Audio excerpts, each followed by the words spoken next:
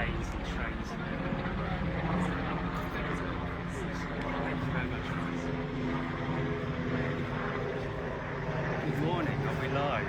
Yeah. Good morning. My name's Hien, and you're in Old Paradise Gardens in inner city London today.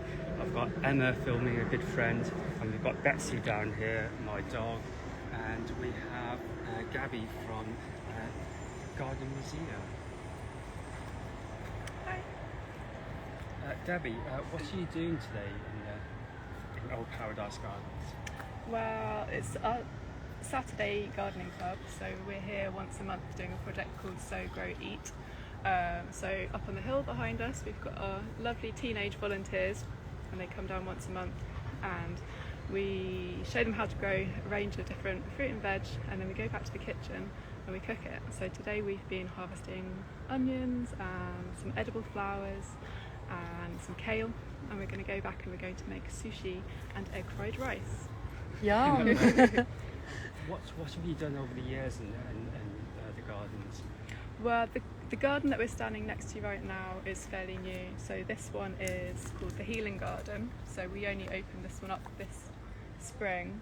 So it's a mixture of medicinal plants, plants that are good for wildlife as well, and it's going to be continuing to work as a community garden. So we have lots of park users who come down to get involved, and we have our residents as well. So we're in a very built up urban area, so there's lots of local people that pass through this park and use the garden. Wonderful. And what are your plans for the future? Wow, we're still installing this garden, so we've got a bit more work to do here. We've got a bit more planting to get in, so lots of lovely oreganos, and there'll be some ornamental grasses, lots of spring bulbs to go in the autumn. So we're just going to carry on planting with more raised beds going in for different community groups and neighbours to use as well. Thank you for your time, Gabby. You're welcome. Right, it's actually started to rain today, so that's going to be refreshing, because we haven't had much rain recently in central London. So this is really nice. So we're going to walk around the garden, hopefully, to show you some of the plants. Like Gabby said, this is an urban area. We're in central London, and you can hear noises all the time. Trains are running by. We're quite close to Waterloo station. We've got planes and helicopters flying overhead. So I think these urban areas are important for nature. We have foxes in this park, and just the other day I saw a sparrowhawk fly by, and so I made a note of some of the plants and wildlife we've seen here.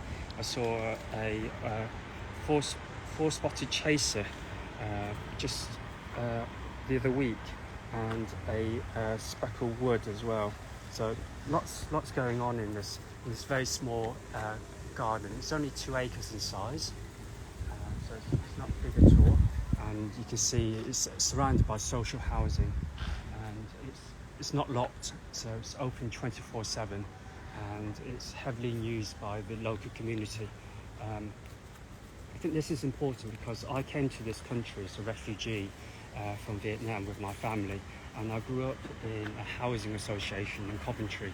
So I think it's really important that we have these spaces, especially in the city areas, where you can connect to nature. We know that there's a big issue with biodiversity decline globally, and we know that we need to spend a lot of money over the next few years. They're saying up to $700 billion per year by 2030 to reverse biodiversity decline by 2050. A lot of that is just changing of tax regimes rather than new money, but we're still talking globally around $200 billion that needs to be funded annually towards biodiversity conservation work to reverse the decline. And we know we can't solve the biodiversity issue without solving the carbon issue, and vice versa. So the two are interlinked. So spaces like this, where they've planted some fantastic meadows each year, but this year they've left the meadows over in this area. The grass is really long, and I've noticed that the invertebrate population's really good because of that. Just by doing simple things like that, keeping it really long. Unfortunately, a lot of the flowers haven't been as successful this year because it's been so dry in central London. So maybe that's climate change, most likely climate change. But it's good that it's raining today, and hopefully that will continue. So we're just going to walk along a bit further with Betsy here. This is her local walk. I used to have two other dogs who have passed away now, and one of them is called Maggie, and this was definitely her favourite park. She always tugged to come here. For whatever reason, she loved this park. And she used to sit here quite often, just amongst the daisies. Come on, Betsy. Let's go this way. You can see here, they've kept it really long this year. Very, very good for wildlife. So the park's used all the time by different people, by the local community. Whenever I come here, it's never quiet, which is good because it's heavily used, but it still supports a nice habitat for wildlife in central London. We're very close to the Houses of Parliament here, so it's very, very central. And like I said, it has urban foxes, good range of bird life as well. Actually, the rain's getting heavier now, isn't it? So hopefully that we won't get too wet. There we go. There's a fox. Did you see that? Did you? Oh, he just ran away. There's a. I might catch it again. You can see the train running by. We're very close to Waterloo Station in London, so it's all parts of a very urban feel, which is important because we need to connect these urban areas to protected areas, so we can create these corridors of nature. Let's join them up.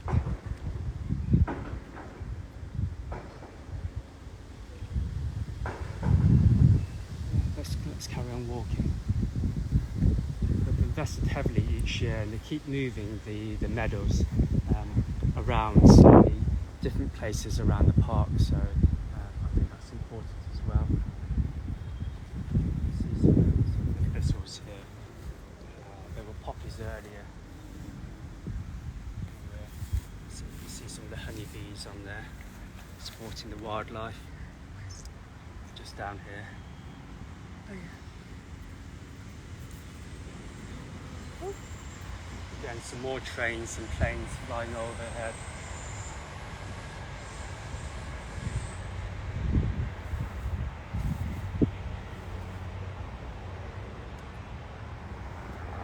Wonderful. So you can see it's surrounded by social housing. There's a helicopter flying by now. And there's this place wildlife. We're done. That's it. So thank you for your time. Hopefully the next person is Sarah at 11 at Skylight Meadows Plant Life Reserve in Somerset. So thank you. Thanks everyone. Bye.